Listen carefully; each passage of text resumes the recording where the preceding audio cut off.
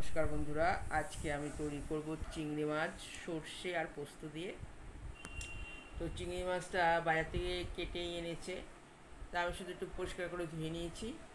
আর সর্ষে পোস্ত বেটে নিয়েছি কাঁচা লঙ্কা দিয়ে। আর আদা রসুন পেঁয়াজ ওটাও আমি পেস্ট করে নিয়েছি। এইবার আমি সব রেডি করে নিয়েছি। এবার তৈরি করব, মাছগুলো আগে ভেজে নেবো। আর মাছটা আমি নুন হলুদ অনেকক্ষণ আগেই মেখে রেখেছিলাম, তার মধ্যে একটু পাতিলেবুর রস দিয়ে রেখেছি। আর এবার মাছগুলো বেশ ভালো করে ভেজে নেবো, কড়া করব না, হালকা হালকা করে ভেজে নেবো, তাহলে খেতে খুব ভালো হবে। আর একটু না ভাজলে মাছগুলো বেশ বড় বড় তো, আমি একবার প্রথমে ভেবেছিলাম যে মাছটা ভাজবো না, কিন্তু মাছটা ভেজেই নেবো। চলো এবার রান্নার দিকে যাই। তার আগে বলছি বন্ধুরা, তোমরা প্লিজ আমার চ্যানেলটাকে সাবস্ক্রাইব করে দিও, আমার ভিডিওগুলো দেখো, যদি তোমাদের ভালো লাগে একটা লাইক শেয়ার করে দিও। চলো এবার রান্নাঘরে ঢুকি। বন্ধুরা, গলদা চিংড়ি, এটা আমার ছেলে নিয়ে এসেছে, তো বললো এটা সর্ষে পোস্ত দিয়ে করবো। তাই বললাম ঠিক আছে, চিংড়ি মাছের মালাইকারি করবো। দেখো মশলাটা কষানো হয়ে গেছে, ভেতর থেকে তেলও বেরিয়ে গেছে। আর আমি এখানে কাঁচা লঙ্কাগুলো চিড়ে রেখেছি, এর সাথে এখন কাঁচা লঙ্কাটা দিয়ে এটা ভালো করে কষিয়ে নেবো। নিয়ে তারপরে আমি এতে জল অ্যাড করে দেবো। জল খুব সামান্য দেবো, বেশি দেবো না। আমি আগুনটা কমিয়ে দিয়ে ভালো করে কষিয়ে নিলাম। এইবার মাছ দিয়ে আবার ভালো করে কষিয়ে নেব, যাতে মাছের ভেতরে মশলাটা ভালো করে ঢুকে যায়। আর প্রচণ্ড ঠান্ডা লেগে গেছে, গলা বসে গেছে।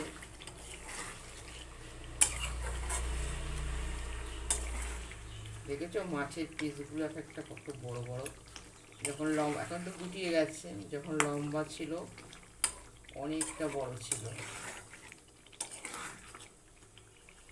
ভালো করে কষিয়ে নিয়ে সামান্য একটু জল দেবো।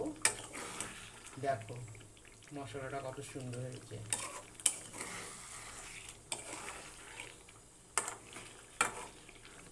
আর সর্ষে দিয়ে দারুণ গন্ধ বেরোয়। এবার একটু আগুনটা সামান্য বাড়িয়ে দিলাম।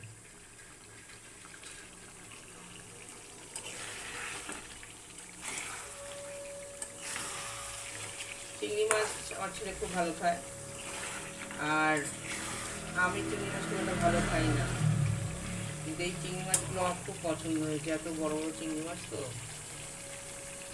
দেখতে তো ভীষণ ভালো লাগছে, খেতে কতটা ভালো হবে জানি না, হয়তো ভালোই হবে, কারণ অনেক কায়দা করে তো রান্নাটা করছি। তো বন্ধুরা, এইভাবে চিংড়ি মাছ সর্ষে পোস্ত দিয়ে করে খাবে, দারুণ হয়। মাছটাকে আমি একটু সামান্যই অনেকক্ষণ আগে আমি নুন হলুদ মাখিয়ে রেখেছিলাম, আর একটু লেবু দিয়ে রেখেছিলাম। আর তারপর ভাত ভেজে নিলাম খুব সামান্য করেই, মানে খুব হালকা করে ভেজেছি। তারপর ভালো করে মশলাটা কষিয়ে নিলাম। এতে আমি দিয়েছি আদা রসুন পেঁয়াজ একসাথে পেস্ট করে নিয়েছিলাম কাঁচা লঙ্কা দিয়ে। আর এখন কটা কাঁচা লঙ্কা চিড়ে দিলাম। আর সর্ষে পোস্তটা বেটে নিয়েছি, নিয়ে ওটাও দিয়ে দিলাম। পেঁয়াজটা ভালো করে কষিয়ে নিয়ে যাওয়ার পরে আমি এটা দিয়েছি। আর এখন এটা ভালো করে কষবে, তারপরে সামান্য জল ছিটিয়ে দেবো, সামান্য একটু চিনিও দিয়েছি। গরম গরম ভাতের সাথে দারুণ জমে যাবে।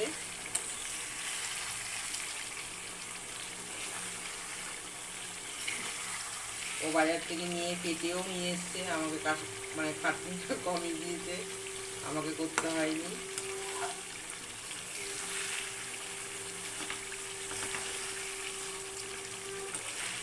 আর আমার কড়াইটা তো খুব একটা বড় না, ছোটো কড়াতে আমি রান্না করি, কারণ তিনজনের রান্না আর আমরা খুব কম খাই, যার জন্য বড় কড়াই আমার আছে, আমার অনেক কড়াই, কিন্তু আমি ছোটো কড়াইটাই সাধারণত রান্না করি।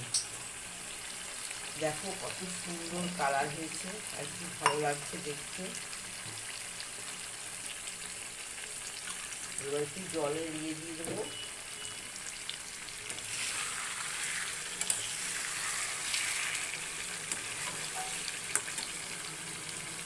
এই সামান্যই জল দেবো, বেশি জল দেবো না।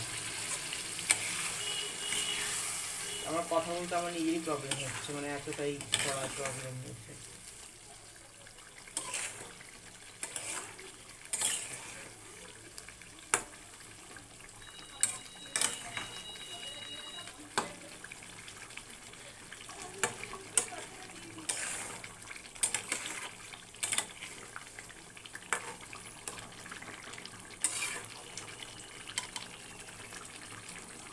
টাপাটাপ টাপাটাপ ফুটে নেবে, নামিয়ে নেবো, তৈরি হয়ে যাবে আমার। আর নামাবার আগে আর একটু এখানে সামান্য সরষের তেল দিয়ে দেবো, ব্যাস সুন্দর হয়ে যাবে। বন্ধুরা তোমরা প্লিজ আমার চ্যানেলটাকে লাইক শেয়ার আর সাবস্ক্রাইব করে দিও, আর পাশে থাকা বেল আইকনটা প্রেস করে দিও, তাহলে আমার আমি যত ভিডিও পোস্ট করবো সবার আগে তোমার কাছে পৌঁছে যাবে। দেখেছো কত সুন্দর ফুটছে। এইবারও আমি একটু আগুনটা কমিয়ে দেবো, বাইরে চলে আসছে। দেখো ভাত হয়ে গেছে, আলোটা এখানে কম পড়ছে, ভাত হয়ে গেছে, দেখো কত সুন্দর হয়েছে। এটা লক্ষ্মীভোগ চাল, দারুণ ভাত হয়। আর এই যে আমার চিংড়ি মাছে সর্ষে পোস্ত দিয়ে চিংড়ি মাছ, এই মালাইকারি হয়নি এটা, যাই হোক আমার ছেলেকে বলেছি মালাইকারি। তো যাই হোক দেখো বন্ধুরা, এটা আমার তৈরি হয়ে গেছে। এরপর শুধু খাওয়ার পালা। কত সুন্দর হয়েছে দেখো, গ্রেভিটা দেখো, দারুণ হয়েছে।